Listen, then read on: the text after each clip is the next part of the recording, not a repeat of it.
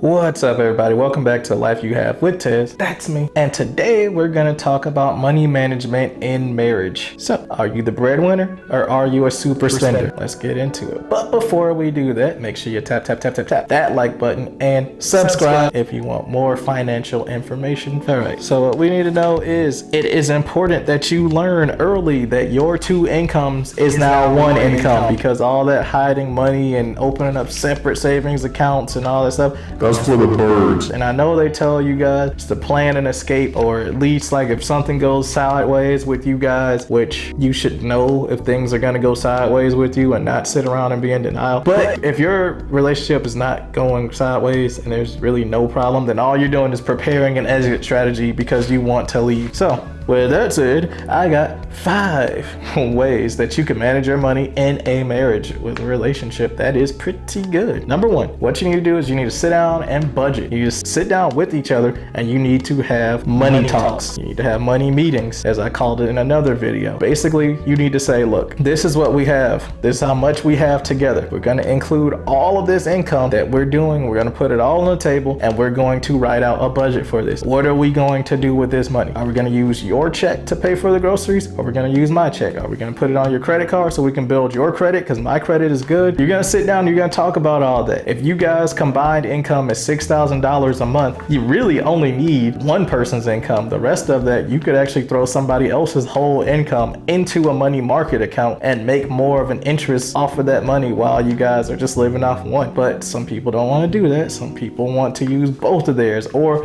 one person's income goes to paying the mortgage and paying the groceries and paying for everything else in the house, and then that other person's income just Goes into the end. So I've seen that before. I don't personally agree with that. I think you can make more money if you actually just let both of you pay it off, or pay for your stuff and then put both of you guys combined saving into a savings account at 20%, or do your 10% and then throw the other 10% into some kind of investment like a CD or a REIT. You know, you can throw it into opportunity zones. When they start building up the area and gentrifying it, you will make that money. But yeah, sit down, write out a budget, discuss these things, discuss when somebody gets a promotion, discuss when they get a Demotion. so you can adjust your budget. A budget is a living document, just like the Constitution. It needs to be amended. It needs to be altered every single month. Number 2, plan your trips. So a lot of people, they're just like, hey, we should go to Canada. But realistically, those are like spur of the moment trips. People don't need to take spur of the moment trips. Plan out your trips. If you want to go to Kentucky and you live in Tennessee, well, okay, that's really close. All right, if you want to go to Georgia and you live in New York, plan that trip out accordingly.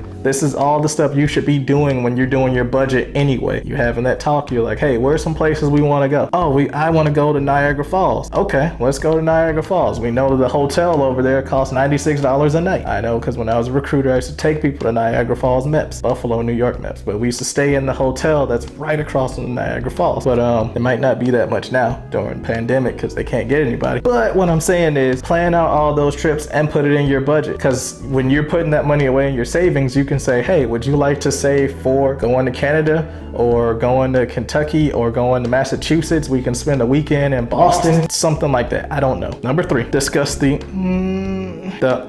is usually followed by I'm pregnant. If you're not a strong new couple, this is gonna crush you. I'm not gonna lie to you, because what you have to do now is every single goal that you had, you're gonna have to throw that back at least by 6 to 9 months. And I say that because you have to start preparing for this baby that's coming. You gotta buy a crib, you gotta get the little clothes, you gotta get diapers, you gotta get, if you don't have insurance that's provided by your job or whatever, you gotta get your insurance. Make sure it has well baby visits on there and all that stuff. You gotta start looking into like making sure you have a house that has like 3 or 4 bedrooms, because usually one kid is accompanied by 2. Or if you have twins, that's even worse for you, because now you gotta start looking into another car, a bigger vehicle with car seats. They're not cheap. Yeah, you gotta start looking into all that stuff. So you need to push back your travel plans and your goals and your savings reminders at least until this baby comes, and then y'all can readjust your life from there, because it actually happens. And if she gets a C-section, you need to discuss that too. The possibility of her quitting her job so that she can take care of these kids for the first maybe 1 or 2 years of their life. Because let's face it, a lot of people don't want to take their kids to daycare because all these people keep beating these kids and slamming their hands in the doors and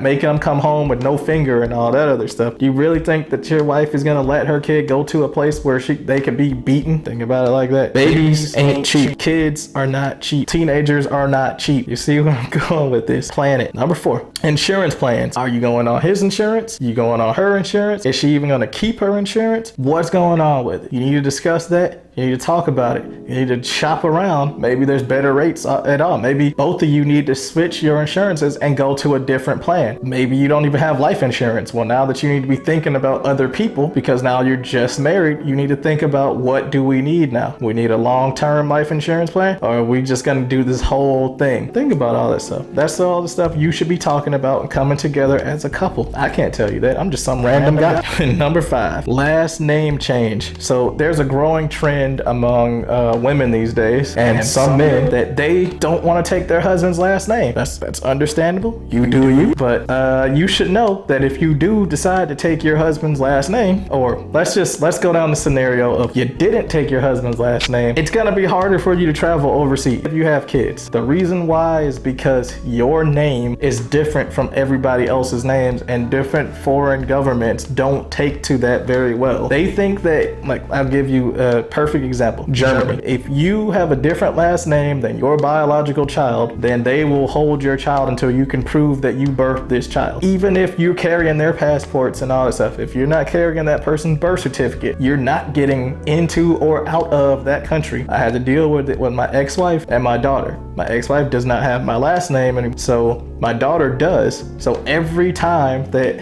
she tries to send her back so she can stay with us for the summertime, she has to call me, and I got to answer the call so that the German consulate can say, hey, is this person your child? Yes, this person is my child. Okay, send us your birth certificate. And I got to send the birth certificate, and then they'll be like, okay. And all this is supposed to happen within like 20 to 30 minutes. It's a hassle. But if you do decide that you want to change your name, this could probably cost you up to $300 depending on your state. I'm using the far end of it because some states it's as low as $160 plus all the court fees and then the hearings. But I see why. There's a lot of people who try to evade taxes and they fake their own death and then they want to change their name. So yeah, I guess you need a hearing, and then they'll, once they approve it, then you're good to go. But it could cost upwards of $300 or more. I just wanted you to be cognizant that you will be paying that type of money. So if that's not that important to you and just love is all that's going to carry you guys, and you don't want to take their last name, then yeah, you aren't going to have to pay that $300. But if you should take that person's last name, then yes, you are going to pay upwards of $300 plus any additional court fees and any litigations that need to happen after that. Anyway, guys, that's the video. Let me know down in the comments below if this was helpful to you, and don't forget to tap that like button and subscribe if this was good information for you. This is the life you have with Tiz. That's me.